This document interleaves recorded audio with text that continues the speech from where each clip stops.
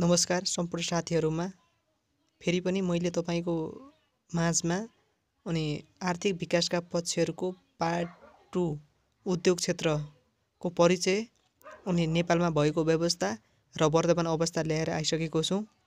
सबैजनाले अनि भिडियो मन परेमा एउटा लाइक र च्यानललाई सब्स्क्राइब गरी साथ दिनुहोला। यस्तै कर्मशसँग पार्ट 1, पार्ट 2, पार्ट 3 र पार्ट 4 हुँदै गरी कर्मशसँग म सम्पूर्ण टपिक्सको भिडियो ल्याएर आउने छु। जस्तै मैले लुक्स्या तयारी गर्ने क्रममा कसरी तयारी गरेको छु त ल हेर्दै जाउँ है गाइजहरु। सबैले चाहिँ एक लाइक र च्यानललाई सब्स्क्राइब गरी साथ दिनु होला। उद्योग क्षेत्र उद्योगको परिचय साधन सिप पुँजी तथा प्रविधिको प्रयोग गरी सानो तथा ठूलो परिमाणमा वस्तु तथा सेवा उत्पादन गर्ने क्षेत्रलाई उद्योग भनिन्छ। उद्योग क्षेत्रले नेपालको कुल ग्राहस्थ उत्पादनमा करिब 5% योगदान पुर्याएको पाइन्छ। अनि सौर्य योजनामा यो 5.3% जीडीपीमा योगदान गर्ने लक्ष्य राखेको छ। उद्योग क्षेत्रबाट उत्पादन हुने वस्तु तथा सेवाबाट मुलुकको आर्थिक विकासमा योगदान पुर्याएको छ। औद्योगिक नीति 2066 अनुसार औद्योगिक व्यवसाय भन्नाले कुनै व्यक्ति फर्म वा कम्पनीले आय आर्जन गर्ने उद्देश्यले वस्तु उत्पादन गर्ने वा सेवा प्रदान गर्ने आर्थिक क्रियाकलापलाई सम्झनुपर्छ भनी परिभाषित गरेको छ। अर्थतन्त्रमा वस्तु, सेवा, बौद्धिक सम्पत्तिको उत्पादन, उपलब्धता र संरक्षणसँग कार्य उद्योग मार्फत हुन्छ।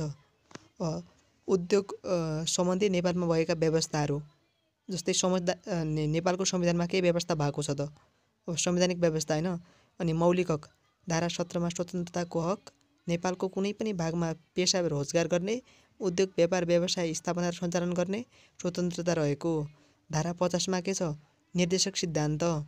धारा 50 मा राज्यको आर्थिक उद्देश्य अन्तर्गत सार्वजनिक, निजी र सहकारी क्षेत्रको सहभागिता र विकास मार्फत तीव्र आर्थिक वृद्धि र दिगो आर्थिक विकासमा जोड दिने।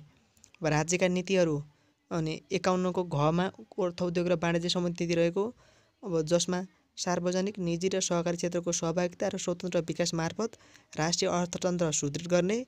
अर्थतन्त्रमा निजी क्षेत्रको भूमिकालाई महत्त्व दिँदै उपलब्ध साधन स्रोतको अधिकतम परिचालन गरी आर्थिक वृद्धि हासिल गर्ने। सहकारी क्षेत्रलाई प्रवर्धन गर्दै राष्ट्रिय विकासमा अत्याधिक परिचालन गर्ने लगायतका 2-3 वटा बुँदा लेख्नु होला, टाइम म्यानेज गर्न गाह्रो हुन्छ। अनि संवैधानिक निकाय महालेखाले लेखापरीक्षण प्रतिवेदन मार्फत उद्योग क्षेत्रको विकासका लागि सुझाव प्रस्तुत गर्ने। अधिकार अनुसूची 7 मा संघ प्रदेशको साझा अधिकारमा उद्योग क्षेत्रलाई समेटिएको छ, जसमा साझा लगानीको अपेक्षा गर्न सकिन्छ। वा कानुनी तथा नीतिगत व्यवस्था सार्वजनिक निजी साझेदारी तथा लगानी ऐन 2075, विदेशी लगानी तथा प्रविधि हस्तान्तरण ऐन 2075, औद्योगिक व्यवसाय ऐन 2076 तथा नियमावली 76 नियमावली 76 छ गाइजहरु हैन। कम्पनी ऐन 63, श्रम ऐन 74 जस्तै लेख्ने हैन। अनि संस्थागत व्यवस्थामा उद्योग वाणिज्य आपूर्ति मन्त्रालय, प्रदेश स्थित उद्योग र वाणिज्य आपूर्ति मन्त्रालय, राष्ट्रिय योजना आयोग, औद्योगिक तथा लगानी प्रवर्धन कोष, औद्योगिक व्यवसाय किसान प्रतिष्ठान लेख्ने। अनि कार्यक्रमको व्यवस्था के छ त साना व्यवसायी युवा रोजगार कार्यक्रम। अनि बजेटमा व्यवस्था भएको मेड इन नेपाल कार्यक्रममा निजी सहभागी गरिएको। अनि बजेटको लेख्ने। अनि सौर्य योजनामा भएको व्यवस्था के छ त्यो लेख्ने। उद्योगमा जस्तै उद्योग क्षेत्र कति छन् 2081 फागुनसम्म जम्मा उद्योग लेख्ने। अनि 9963 उद्योग दर्ता भएका छन् ठूला मझौला। अनि भिडियो लामो हुने हुँदाले मैले सबै पढ्न भ्याइन, अनि पोज गरेर भिडियो हेर्नु होला हैन। अनि यो उद्योग लगानी दर्ता भएका उद्योग संख्या यो।